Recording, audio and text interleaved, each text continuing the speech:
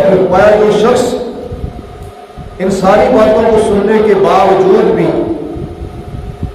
اپنی من مانی کرتا ہے تو پھر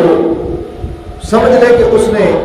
اپنے آپ کو بربادی اور تباہی کے راستے پر چلا لیا ہے، کیونکہ اللہ رب العزت ہر بندے کو اس کے کیے کی جزا اور سزا عطا کرتا ہے۔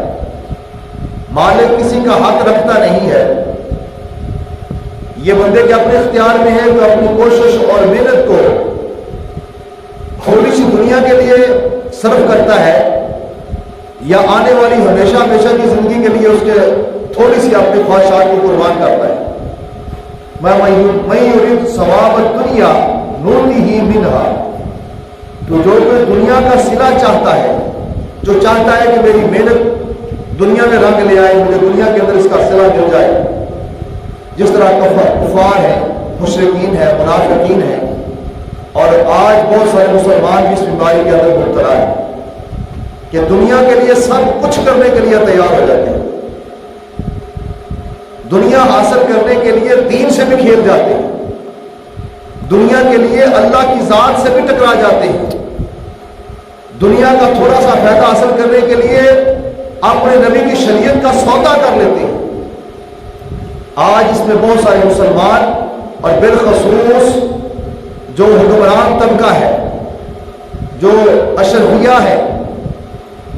بالخصوص وہ لوگ جن کا سیاست سے تعلق ہے، جن کو دین، جن کی نظر میں دین کی کوئی اہمیت اور حیثیت ہی نہیں رہ گئی، وہ لوگ چند ٹکوں کی خاطر اور تھوڑے سے دنیا کی مفاد کی خاطر وہ اپنے نبی کا دین کا سودا بھی کر لیتے ہیں، اپنے رب سے ٹکر لینے کے لیے بھی تیار ہو جاتے ہیں، صرف وقتی فائدہ حاصل کرنے کے لیے، صرف دنیا کو سنوارنے کے لیے، دنیا کی واہ واہ کے لیے۔ میں یرید ثواب الدنیا نؤتہ منہا، تو جو کوئی ہم سے دنیا کا صلہ چاہتا ہے ہم اس میں سے اسے ضرور دے دیتے ہیں۔ جو دنیا کے لیے دین بیچتا ہے اس دنیا ضرور مل جاتی ہے، جو دنیا کے لیے رب کا سامنا کرتا ہے اللہ اسے دنیا دے دیتا ہے،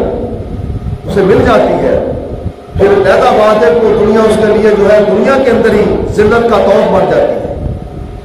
وہی دنیا اس کے لیے عذاب بن جاتی ہے، وہی دنیا اس کے لیے ایک اسلحہ بن جاتی ہے جو ہر لوگوں کو اسے ڈستی ہے۔ وَمَن يُرِدْ الثَّوَابَ الْآخِرَةِ نُؤْتِهَا مِنْهَا، اور جو کوئی آخرت کا صلہ چاہتا ہے اس میں سے ہم اسے بھی دیتے ہیں، یعنی آخرت کا صلہ چاہنے والے کو بھی دیا جاتا ہے اور جو دنیا کے لیے سب کچھ کرتا ہے اسے بھی دیا جاتا ہے۔ وَسَنَجْزِي الشَّاكِرِينَ، اور اللہ متعاً قریب شکر کرنے والوں